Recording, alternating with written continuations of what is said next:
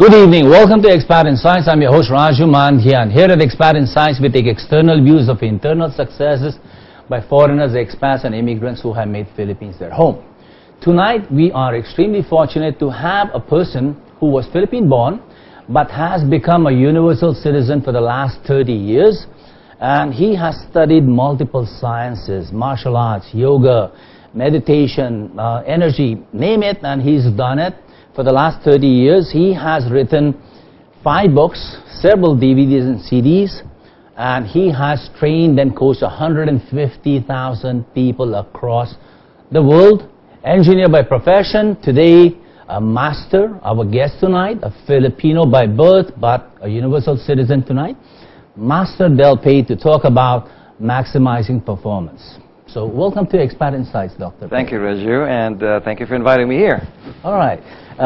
Sorry, I called you Doctor. Master It's fine. Del Pay. They call me many names. Master is good? Yeah, Master. How does Mr. one acquire the title of Master? Where do you get that title? I first got my name Master in martial arts back when I was 23, around 1982. Here in this country? Yes, within the Japanese Karate Association. I had satisfied the sensei or the master's degree of martial arts. And then when I went to the healing sciences, I had also mentors who had given me the same degree as a master for the healing sciences.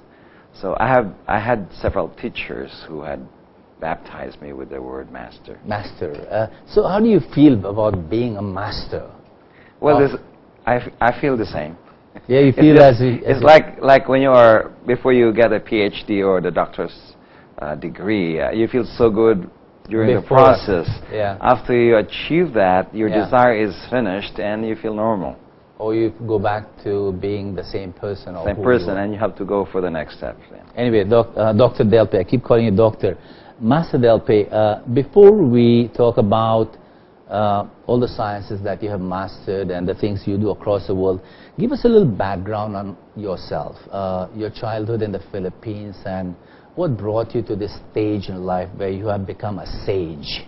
Well, I was born in Ilocos Sur, Yeah. of a Filipino and Chinese descent. Right, sir. But I was educated by the missionaries from Europe until I became an engineer. Right. And finished my engineering in Baguio City in mechanical engineering. Then I went to the Middle East to work as an oil engineer. Yeah. And then afterwards, I retired early when I was 29. Okay. And then I became a business person. Right. But then I was empty at times when you have almost everything, money, fame, and all kinds of success. Right, sir. You go into what we call the dark night of the soul, where you are in apathy. Like many things don't mean anything anymore. Right. After your desires in life is achieved, you go into an apathy where you feel meaningless. So from there on, I think that was 1989, 1990, I invoked for divine intercession to find mentors, especially spiritual masters, to educate me on the next steps, like the path, the bigger path. Right. So from there on, I found mentors in the Philippines. Yeah. And then I was educated in the healing arts in the Filipino style. Right. Then I was able to spread these teachings with the blessings of my mentors. Yeah. To go to India, to many countries. Right. Until I had found other mentors who had given me more skills in life on mastery, self-mastery.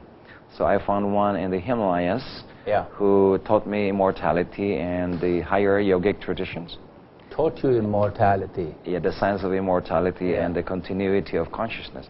Yeah. And also I found one in Tibet and Nepal who gave me the science of using sacred words, mantras, also the Shaolin style of martial arts. Shaolin, as in like hoops? Yeah, augmenting my Japanese system. Yeah. So I had been trained by many lineages of masters where it gave me a whole perspective of the different spiritual traditions, including the science of energy and the science of spirituality.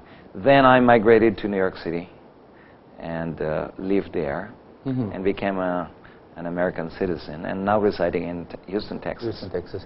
That's the big picture of your life. You know, that's the general big picture outline. No, I'll question you a bit more on the Tibetan masters and how you have acquired what you have acquired. Let me go back to the origins, the genesis. So when you moved from being an engineer, a person who worked in the Middle East, and you were hungry for knowledge and wisdom and looking for higher things in life, what was the first step? I mean, where did you say that, hey, I have found my path, that I will follow this path and one day I will do what you're doing today? What was the first step? There is a game changer. There's a game changer that happened to me. And one day I was in Singapore on Christmas, and I was walking in the Orchid Road. This is late 80s, early 80s? Around 89 or so. Yes, sir. And then I was walking in Singapore, and suddenly, you know, this pole where the security gives you the sign to get in and out in the parking lot. Yeah.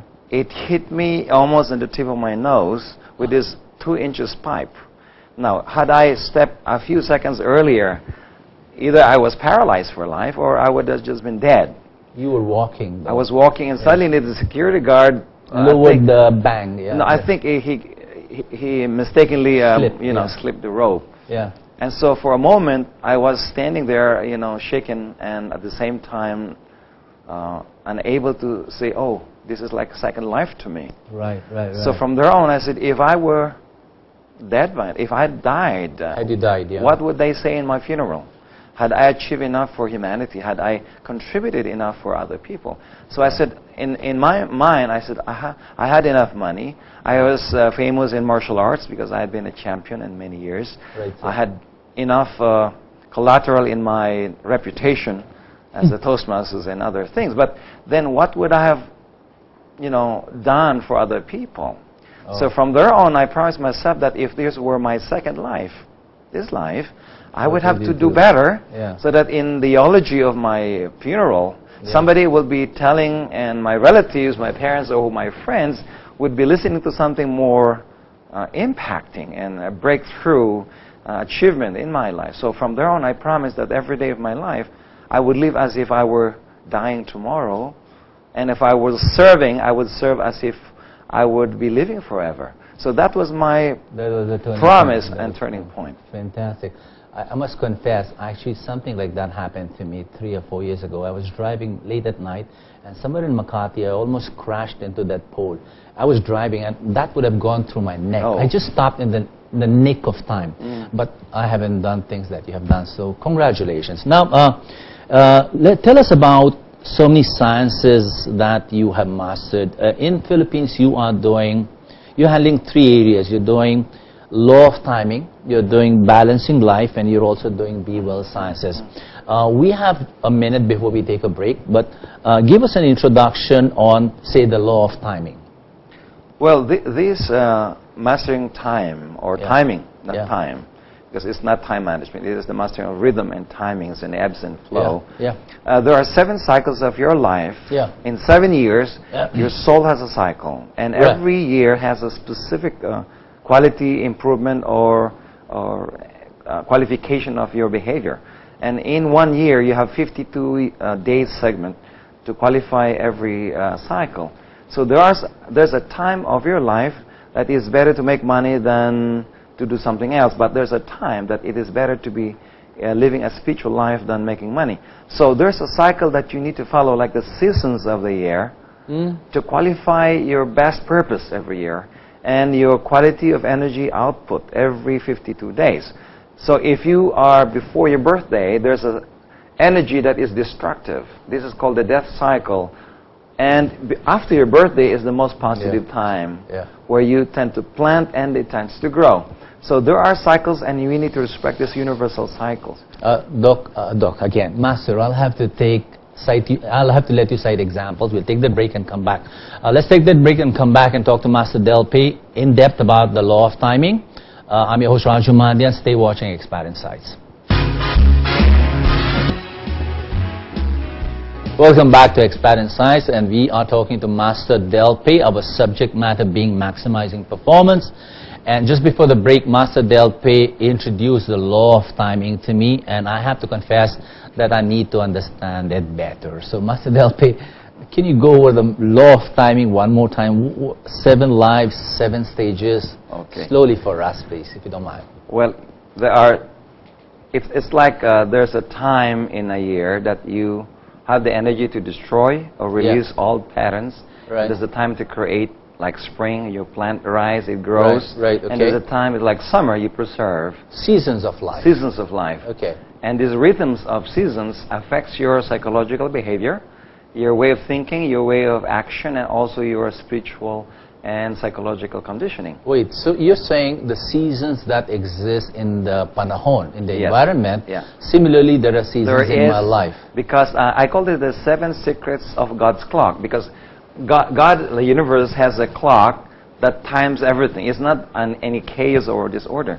So when you are in spring or rainy season, you tend to plant.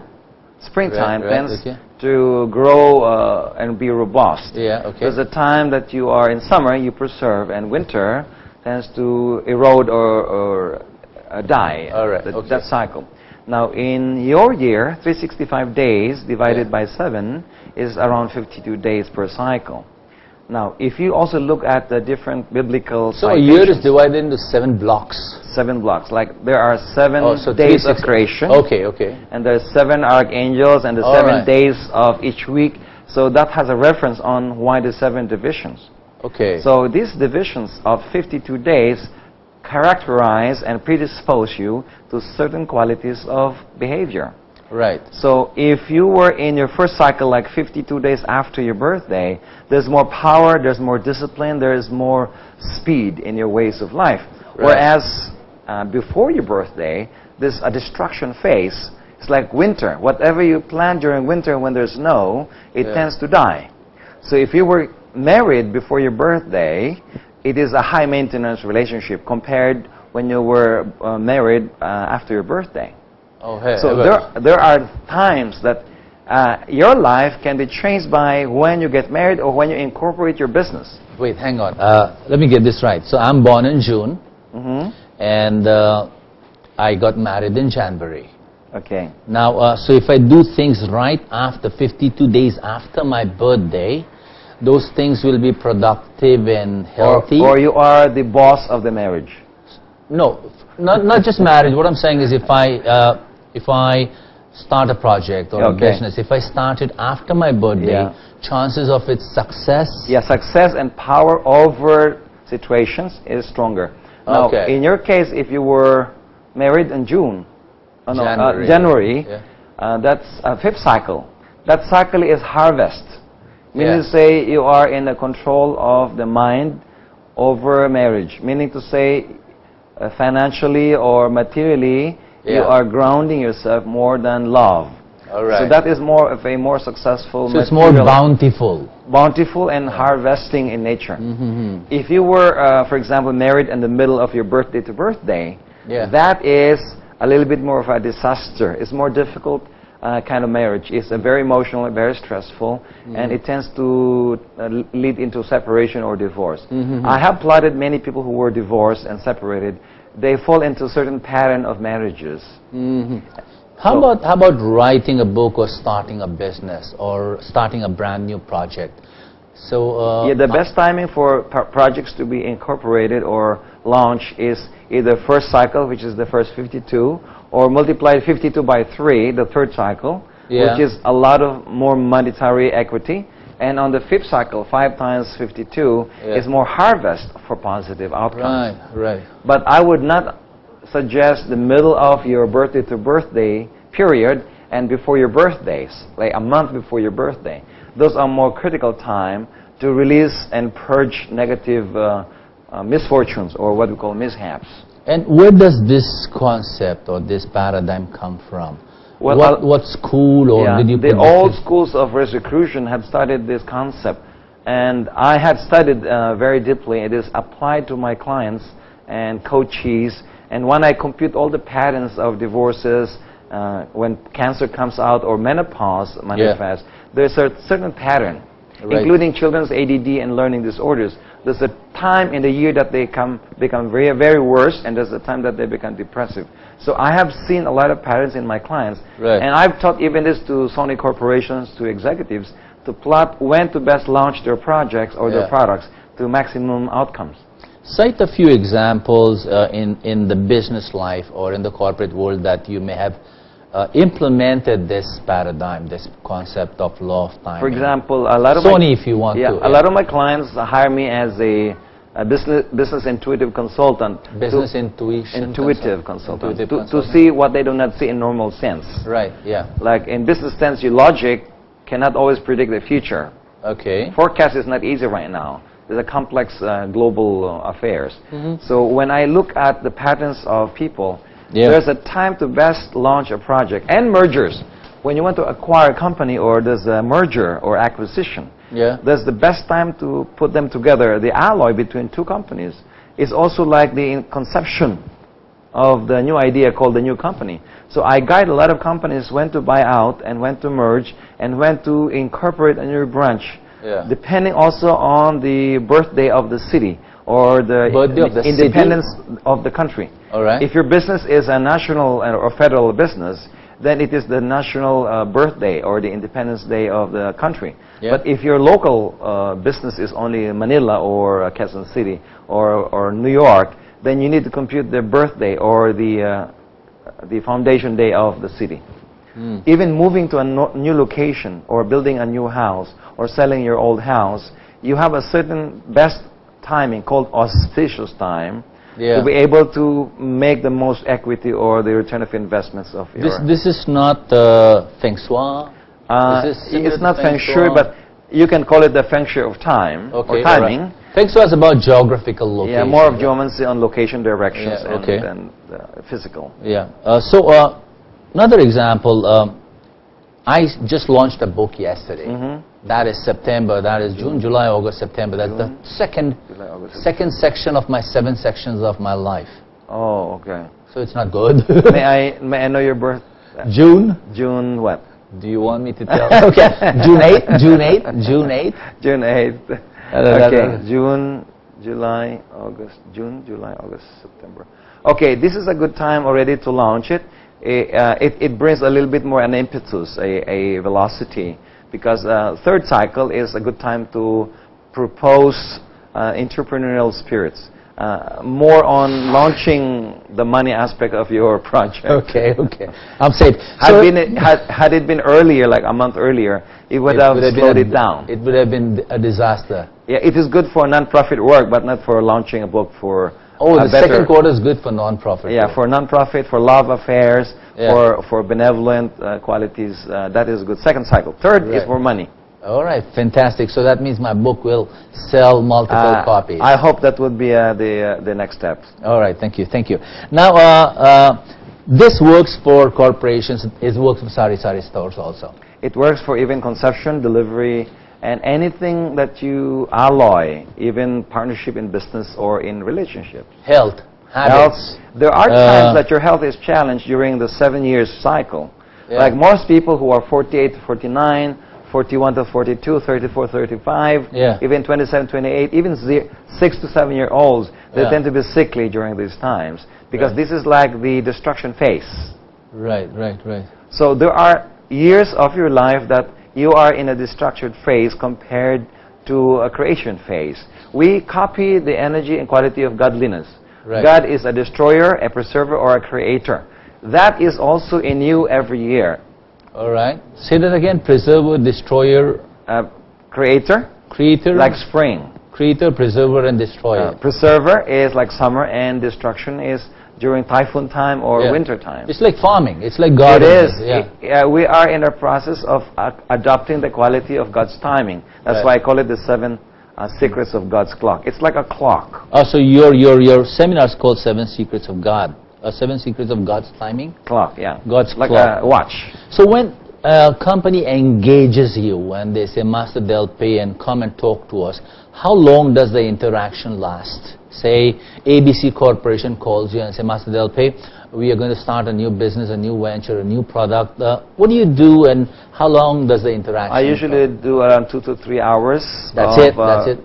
Coaching and mentoring. Yeah. And then sometimes they need to apply the principles of balancing your life workshop or the 7 cycles. So I give them a 1-day training to 2 days. Or sometimes they invite me for a retreat to give them more in-depth techniques and strategies. So there are companies out there who are looking for this kind of esoteric knowledge. I do a lot of my business. 70% are corporate trainings. Now, you are also talking about stress management. You don't call it stress management, you call it life balance. Balancing life, yeah. Well, what is that? How is that different from the law of timing? What about life balance? Well, the law of timing applies to your 5 key areas. You have 5 key areas to satisfy in life to bring your success to fulfillment. They being family life, career life and work, your spiritual life, your inner life, and also your health and recreational life, and your social life and environmental contribution. Well, let's go over it again one more time. Family life, business, career life, business, career, health, health life and recreation, spiritual life, and social life, and community contribution. Any similarities to Maslow's hierarchy of needs? I think this is more in-depth because when we design your milestones in life, you do it in 5 key areas. You need to design your goals for your family, goals for your career, goals for your spiritual life, goals for your health, and goals for your social contribution in life. So it's more 360-degree rather than... In fact, everything you do in life are always summarized into 5 key areas. So if you can satisfy the 5 key areas and balance them, family, health, spirituality, work, business, and society. And spirituality and social life. No, not only social life, environmental contribution. Because people have good social life, but they do not contribute to society. So I fractionalize it into 2, No, any person who had been living a legendary life of success and fulfillment needs to balance those 5 key areas. Anybody can succeed in business but fail in health, and there's no spiritual life or there's no social contribution. Or a person can be very successful as a householder, but then they stop their career and they do not satisfy their mental scaling up intelligence. Or a person can be very spiritual but don't have money. So going back to you 20, 25 or 30 years ago when you had that need for search for meaning in life, what was your status that time in these 5 key areas when you decided to abandon the life of your profession and engineering? At that time, I'm sure I had the cash flow to supply me to do anything I want. So I was a lot of freedom in business profession. Business profession and cash flow. In my health, I was a very trained martial arts. You were a karate man. So I was very, very healthy, and I was at the peak of my career. As a family, I was very happy, but something is missing in me in terms of children. I didn't have children in those days. And fourth is I had a religious life. So I was very religious. I was very Christian, but I didn't have that internal experiences to be able to share my life to others in terms of philanthropic capabilities. So you were not putting out your best to the world. I had already been donating a lot of my earnings to a lot of non-profit work, but I did not put my own non-profit work and support it sustainably. And fifth, I had what is the other one? Social contribution. I had a very good social life. I was very active in Toastmasters. I was very active in partying, you know. But I did not focus on a month-to-month contribution to society. So those are the ones that's making me feel empty. And so at that time, I had yearned for something deeper than just superficial. I know what I am at that time, but I do not know who I am at that time. So I had to match what I am and what I have achieved and the core being of who I am as a human being. Say that again. Core, match your identity, who you are. Who you are should jive and harmonize with what you are. Most people die knowing who what you they are with what you are. The what you are your external achievements. And who you are is your internal core of human nature. Your spiritual aspect, your soul aspect, your internal development. And the third is? No, that's not who you are and what you are. who you are and what you are outside. Most people develop only the aspect of what we are. You know, a PhD, a master's degree, I'm rich, I have so many bank accounts, I have many resorts. Well, I'm the owner of this building here. I have a franchise here and there, and I'm getting older and I'm dying, you know. So that is what we are, but that what we are changes. You can have a doctor's license and suddenly they revoke it. Or you're a lawyer and then you retire. So that what we are always change. The who we are is the internal core value human being that connects to our true nature, a spiritual nature, that connects to all the other human beings.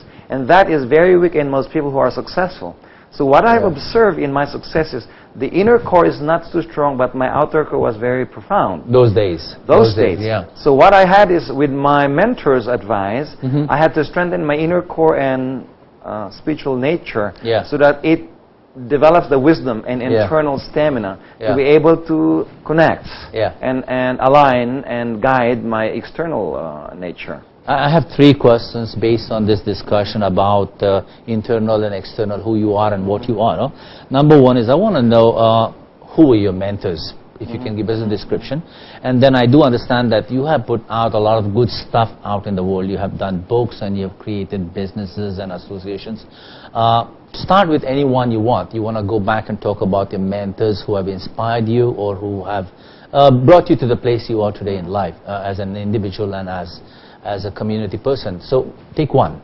Well, I always start with my kindergarten teachers, my elementary, primary, because without those good building blocks. So the Christian and the Catholic missionaries from Europe were very good to structure my life. See, I was born in a more remote town in Cervantes, Ilocos Sur, and it so happened that the missionaries from Europe, these are Spanish. No, these are Dutch, Belgians, and Swiss. It happened that these areas between Mountain Province, Benguet, and Ilocos Sur is where it was like a Swiss Alps, mountainous region. So they selected those areas that are more colder in the Philippines. What's the name of this town? Cervantes. And then Baguio. It still exists? Yeah. So these missionaries that are Christians were Europeans, and they gave us an education that is very structured, very modern. At the same time, it is based on achievement and accountability, discipline. For example, cite me a story from your childhood over there. Well, we always build a church, we build a school, we always have social projects and service leadership training. After school, you don't just go and play basketball or play your computer. We don't have a computer at that time. You go and serve the community. If you have a roadblock or a landslide in the road, you are supposed to go there and fix it. If the government is not fixing it. So we always were taught how to be socially accountable. To me, that is a big, the guru or the mentoring of that congregation, to me, is a game changer in my childhood. Now, secondly, is I had a teacher here in the Philippines who is a Filipino Chinese. He's a master of the healing arts. He's still around? Yeah, his initial is MCKS. Is he still here? No, he's passed away. Moved on, and along with his classmate Mang Mike, who is also an esoteric and spiritual scientist. They were together. Cervantes or Metro Manila? No, they were here in Manila. So I studied with them until I became a masterful agent of their healing science and spiritual science. Then I went to India to teach in India, and I met also my other teachers, who one of them is an immortal. They say he's more than 400 years old. I did not count the number of his years because, but he is a person 400 years who can stay naked in the snow for years, and sometimes he doesn't eat anymore. 400 years. So if you meet a person who doesn't eat and doesn't have clothing around 18,000 feet above sea level, the person has probably power that we don't have normally.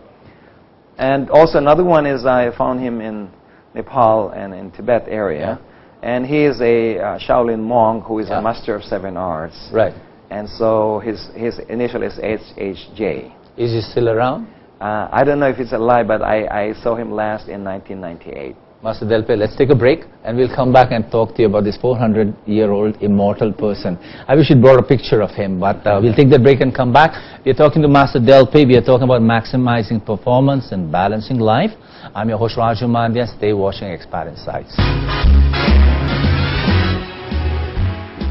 Welcome back to Expat Insights. I'm your host Raju Mandhyan. We are talking to Master Del Pei, and he just finished telling us about a 400-year-old mentor of his in India. We'll ask him. I'm glad he doesn't have a picture of a 400-year-old man. I also want to tell you we have a small amount of audience here nowadays, and we had a question from the audience. We'll present that question. So, Master Del Pei, but before I take the question from the audience, 400-year-old man, what is he doing? What's he doing in life? I mean, what exactly is he doing, and where is he? Early on in my life, I was always fascinated with immortality. So I had climbed a lot of mountains in China, Japan, in Andes, in Hungary, and everything. And what fascinates me with this person is he doesn't eat, he doesn't wear any clothing except a sack protecting his groin. At the same time, he doesn't wear any sandal or any protection on his feet. In a very high altitude where you have to wear 3 jackets, like below 0 degrees. So I was studying how he can do that, and I observed that he was doing certain breathings that will hit his body. And once he taught me that, he tried giving me a lot of snow in my body in the high altitude, and I can melt it with just the breathing in a 15 minutes span of doing the breathing. So there are techniques you can use to hit your body or to cool down your body. Certain breathing sciences. And in martial arts also, I've learned many ways of how to increase your fire in the belly to hit yourself. So there are many things that I have learned from him on increasing your lifespan. And also how to really live a more balanced energy. Has he never been featured on National Geographic or Discovery? No. He doesn't meet people. You have to discover him and go to the caves of a high altitude. And he lives in the mountains of the borders between China and India. Now, Master Del Pei, all this that you do, from many perspectives of life, people don't understand this. You know, coming from, I probably just have a glimpse of what you're saying. You, in your bio, in your website, you claim this to be a science and not some kind of hocus pocus. So how do you define it as a science? How do you prove it to be a science?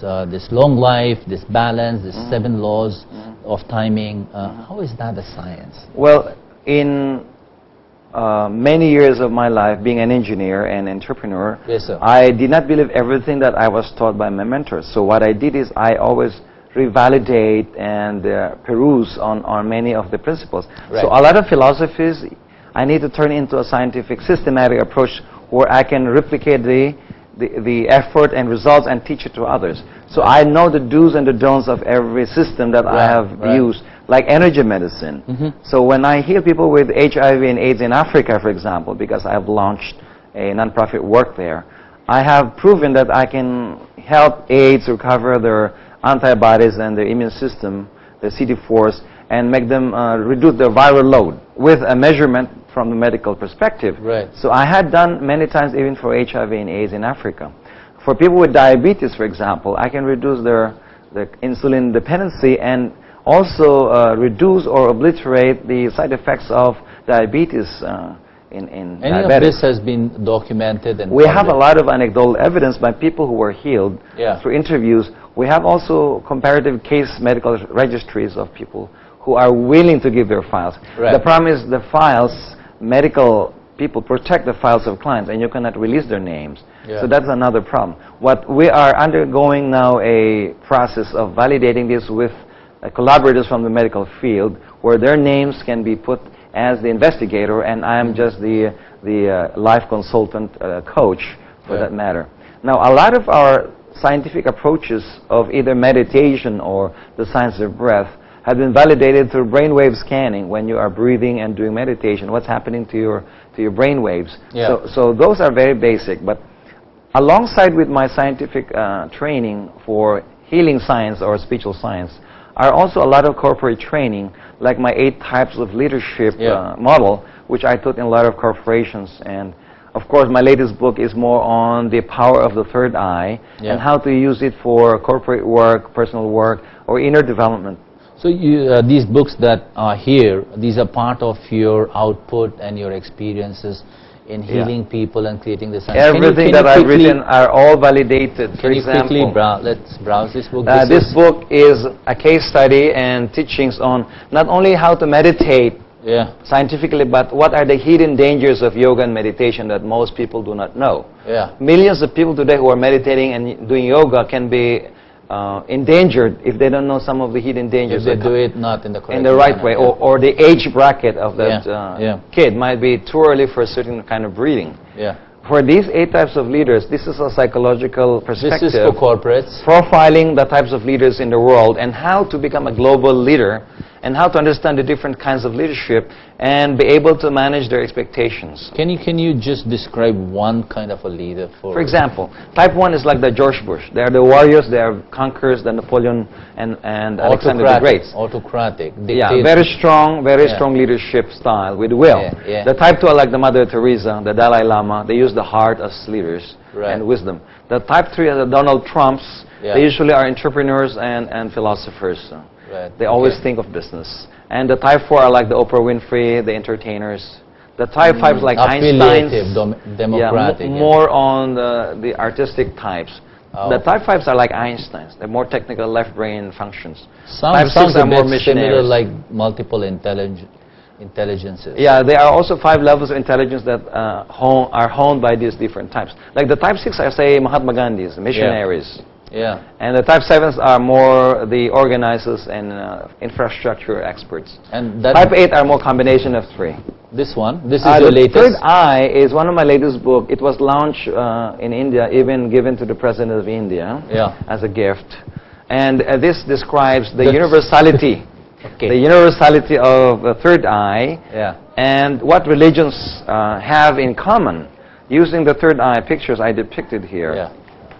From all religions, you can see that even the dollar has a third eye, and the Egyptians, the unicorn, Zoroastrian, the Taoism, the Buddha, and the Christ have all common aspects of the third eye, including the Hindu aspects. So when I studied all religions... The third eye is not your spirit and soul. It's not it is a tool that you develop as you grow and evolve into higher wisdom, that you can use as your telescope for higher truth and your microscope for the essence of truth.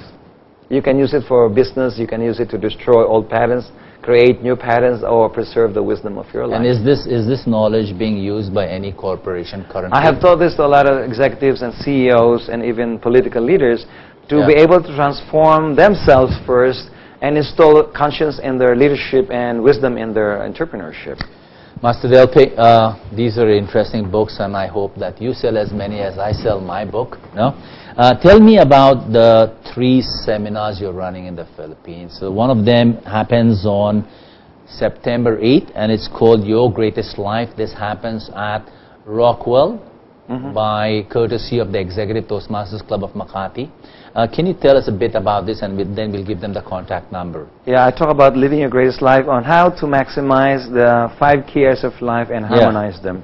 Secondly, what are the life tools you can use to beat your stress and fatigue and sleep better? So this is for practical purposes. There's a philosophical part and there's a practical part. And I just taught in De La Salle, Labang, the 8 types of children and how to educate and parent them. From this book. From that concept. But I'll be teaching also the 7 secrets of God's clock on how to chart your 7 cycles, your loved ones, your children, your parents, and this happens at the SMX on September 9. September 9, at 1 to 5. 1 to 5. And then you have a third one on September 10. This is Be Well Science. Yeah, Be Well Science is first level, is an entry on how to master energy medicine, how to heal yourself and others, your loved ones, using the science of energy with combination of martial... When you say energy, as you say, the aura or the you have an energy bioplasma surrounding your physical body. So the heat that exists. The heat, the consciousness. Even in Christianity, we have the Blessed Virgin Mary has an aura in the portraits of Mother Mary. And all the halos of saints, or different saints from different religions have halos. This is in your whole body. Now, diseases manifest first in those energetic fields before physicalizing as symptoms. So if you can heal them before they physicalize, you can proactively manage your health. And also, you can also heal people who are sick already with cancer, diabetes, or even obesity, to use this technique to help people align themselves. Master Delpe, I'd like to announce the phone numbers for these seminars. The first one, that's happening on September 8th. We need to contact Gina Mapua Her number is 0917-538-5411. If you want to, let me get it right. Yeah, it's 0917-538-5411. Gina Mapua for Your Greatest Life on September 8th, and call her and contact her. And the second one, you need to contact Helen Saquin. I hope that I got that right. Is that right? Helen Saquin. Helen Saquin. Her phone number is 0906-574-3899. Did I get that right? What, again, once more? It's 0906-574-3899. Helen Saquin, and those are two seminars happening at SMX, no? Master Delpe, I need to ask you two questions. One is, what is your purpose and mission in life in 2 minutes? What do you want to achieve? You're going to move away into a new world someday. No, you're not going to live here for another 400 years. Yes. Unless you live here for 400 years. What do you plan at the end of your life when you turn around now that you decided your eulogy? What do you want to turn around and say, I did that? I think one of my major purposes is to help transform people to Yeah. flower and bear fruit where they're planted and spread the good seeds around. Yeah. By many principles of flying high with two wings, your material success and your spiritual success. If people can balance their material success with a spiritual value system, they will fly high without falling down. You want to grant them that capacity. To ground them with that ability to succeed materially and to spiritually succeed. Also to balance the 5 key areas of life. So people, 5 key areas. Key areas, the ones you mentioned. Yeah, so that the life that they live is not just successful but fulfilled. So let me go to the 5 keys quickly one more time. Health, family, career, career, spiritual life, health and recreation. Health and recreation. Social, I thought you said. That's a social life and contribution. 5, so the 5 areas. Now, you're a Filipino. Yes, I am by origin, by genesis, no?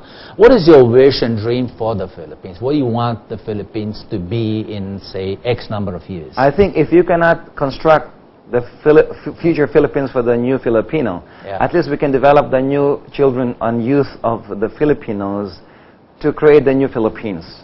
I think if we start educating properly the children of today, they will build the new Philippines. It takes time to build a country into a golden age.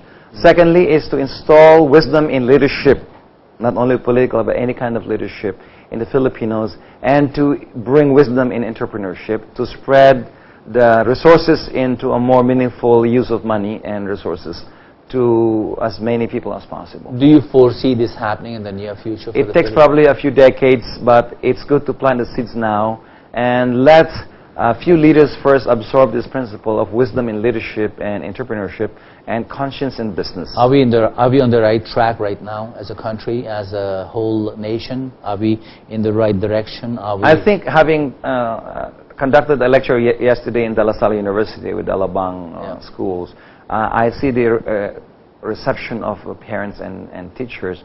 So I think they're asking me if I can come back to give that. And maybe I will be approaching the political groups, which I've done in India, in Colombia, Ecuador, and many places. And hopefully we can bring the best of the Eastern wisdom teachings with the Western science to bring a new Philippines for the new Filipino, or create a developed kids and young adults to bring the new Philippines vision. Master Delpe, thank you for being an Expat Insights. Thank you for your wonderful insights, and Godspeed with all these books and seminars you're doing. And I hope your dream for Philippines comes true. So thank you for watching Expat Insights, and that was Master Delpe talking about maximizing performance and balancing life. I would like to take this 1 minute and thank my friend Yachi Nakamura from Unicase, who helped me with my book launch yesterday at Fully Booked, and there's a video clip there that's coming up. And Master Delpe, if you want to say bye to your audience, we'll leave them with a little video clip of Unicase, the Japanese restaurant in the Philippines. Good luck to the book, and be the best. God bless. Mabuhay and salamat po.